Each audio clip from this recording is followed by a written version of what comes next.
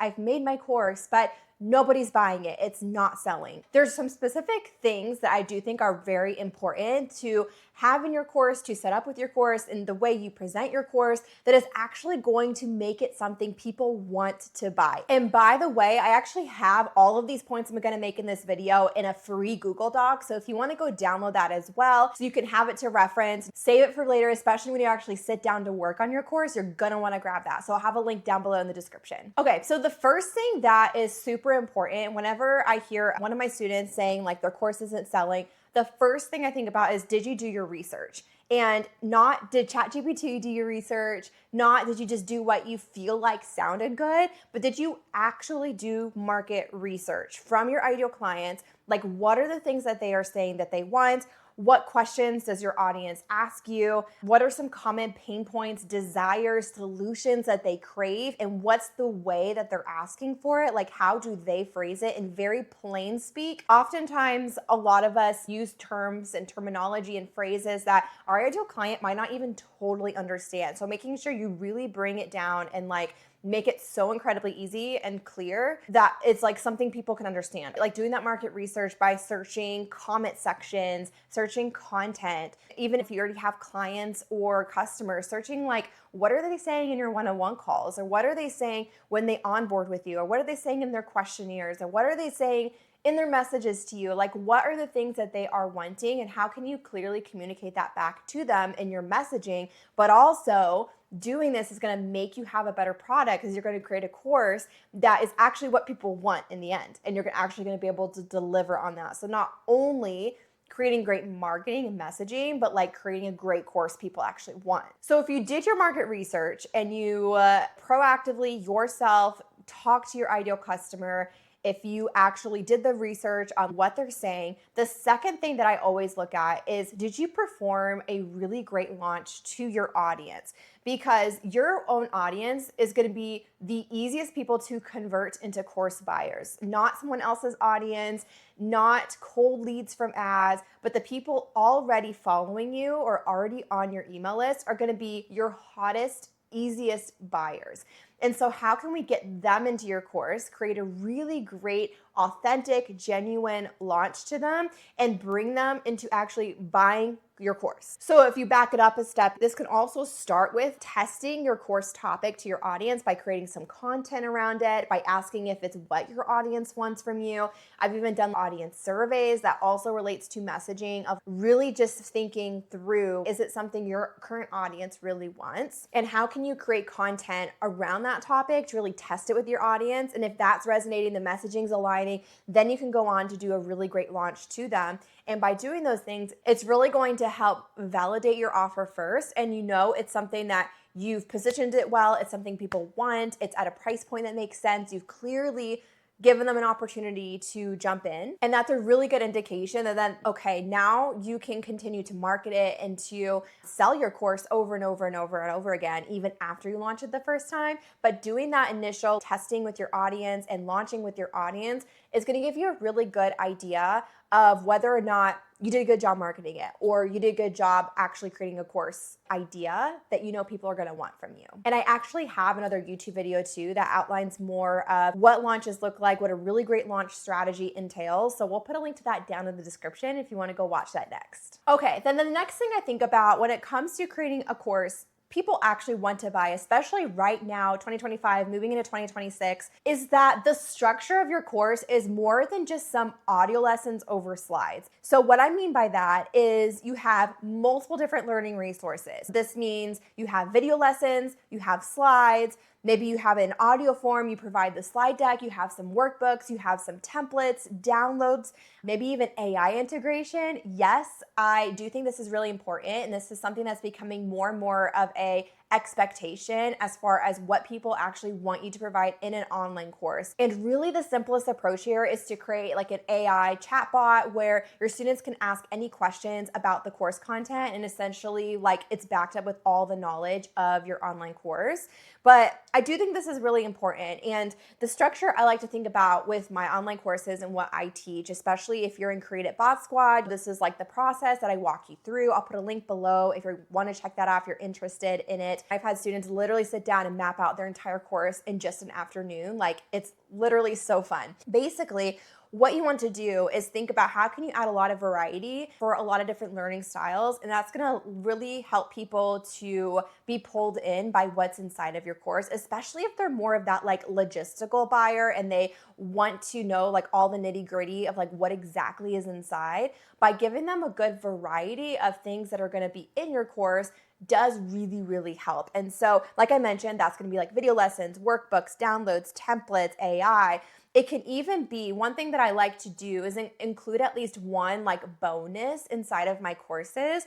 And even with bonuses, they can be things to incentivize people to buy now versus later or during launches and things like that. Like during that first launch, a lot of times I encourage like giving a discount and a bonus. That is really helpful. But even just having something that you know isn't like a must-have, but is a really nice bonus to like sweeten the deal on your course. You don't want to add bonuses just for the sake of adding bonuses, but picking one or two can be incredibly powerful that you can even highlight on your sales page. So a few practical ideas that I came up with of things that I've done for bonuses. It could be like a behind the scenes case study of you implementing your own methods or things that you teach inside of your course. It could be like a guest expert training on a certain topic that maybe you feel like you don't have the expertise in, but it's like a corresponding topic that a lot of people are gonna be wondering when they join your course. Maybe it's advanced templates or resources. Maybe you're including some of that in the course.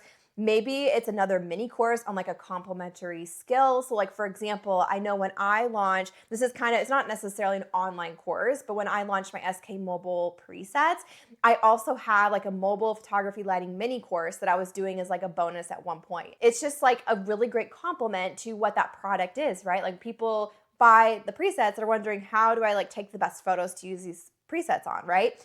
And so thinking about like, how can you create this like list of the outline of everything that's in your course and people think, holy cow, like this is so amazing and is so juicy. There is so much included in here, and not just including things for the sake of fluff and including things, but that it's because you're giving them a good breadth of for them to consume your content. You have to keep in mind, like, people buy for different reasons, but also once they're in your course, one of the best things you can do is make it so easy for them to actually finish your course and then give you feedback and testimonials, because the things people say about your course is going to grow your course sales faster than just you trying to say your course is good. Especially when we're talking about a course that's like, you know, you're usually charging at least a couple $100s, right? It's not a low ticket where people are like, oh, well, if it's not good, at least I only spent $30 on it. Because it is more of an investment, you want to make sure that it's something that actually delivers, and people learn in so many different ways. Like, I have students who jump in and maybe they watch a few of the videos that they need and then they download all the resources and take action immediately. But then I have students who maybe they watch all of the video content and they take their own notes and create their own templates and stuff based on what they learn, and that's how they best learn. So there's just so many different ways that people even consume and actually execute on the thing that you're helping them with. And I do think that having some of those like tangible resources is so much more important than ever nowadays. So that kind of leads me into my next point here, and it's that you need to have great credibility and testimonials and highlight that, okay? Don't be afraid to brag a little bit. It's gonna feel like you're bragging, but really it feels less like bragging when it's your students saying like, oh my gosh, this course is amazing, or here's what I learned, here's some tangible wins I experienced. It's going to be so much easier to sell someone on it when someone else is doing the talking for you, okay? And so when I'm launching a course for the very first time, I personally like doing beta testing that Create It Bot Squad walks you through. I personally like doing beta testing. That has been very powerful for initially launching a course, like having some students go through it first in exchange for feedback and testimonials so that you can launch it really, really well and have that feedback. Like that testimonials you'll get is literally gold. And really, like, the hard truth right now in 2025 is that buyers are so skeptical now more than ever. Like, we had a huge boom of course creators, digital product sellers, especially like after 2020 over the past 5 years. And slowly people have become so much more skeptical to marketing claims and to hype, and just really want to make sure that what they're buying is genuinely going to help them, right? I think one of the best ways to do that is by having other people say, here's the wins I got, or here's what I experienced, or here's what I liked about the course. That's gonna go so much further than you just saying that it's good. I do have more examples of that in that free download on the type of course that actually sells, like the Google Doc, basically version of this video. So if you wanna see more examples, go download that below. Okay, and then I just wanted to add a huge bonus tip here if you've made it this far, and especially if you're someone who maybe your course is not selling and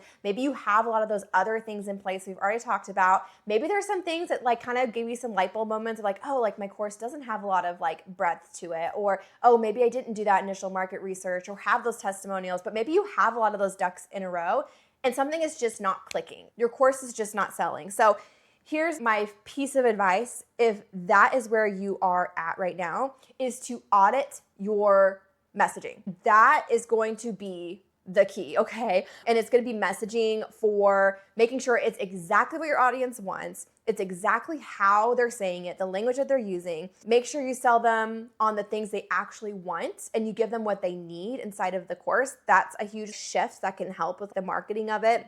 And essentially, when I say audit your messaging, it's figuring out where's the gap in your marketing, because that's really the biggest thing now, okay? You've got a great course. If you've got a great course, you've got great testimonials, now it's figuring out how do you position it and spin it and sell it in a way that people, they're like, this is exactly what I need. And it's very clear. And so figuring out those things that they're thinking to themselves, that they're saying, that they're wanting, and you're saying, hey, this is the solution, you're gonna have a lot easier time selling to them if they're already thinking to themselves they want it instead of you trying to convince them they want it.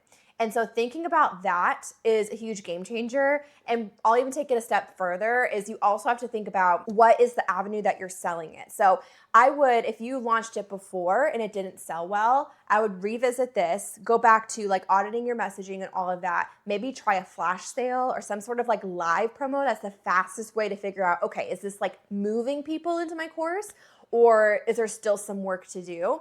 And I would take that course you've already created, respin the marketing, make it incredibly clear who it's for, really audit your messaging. And it also too, going back to make sure it's so plainly clear. I can't stress that enough. Don't use any fluffy language, big words, make it so dumbed down a little bit where people can totally understand who it's for, what it's for, and you're speaking right to what they're thinking in their minds. If this brought up any questions for you, if you're wondering anything about your course that maybe you're trying to sell that's not selling, or you're going into creating a course and launching it for the first time, tell me where you're at down in the comments. I would love to know where you're at now, and I'll see you guys again next week on Tuesday. Bye guys.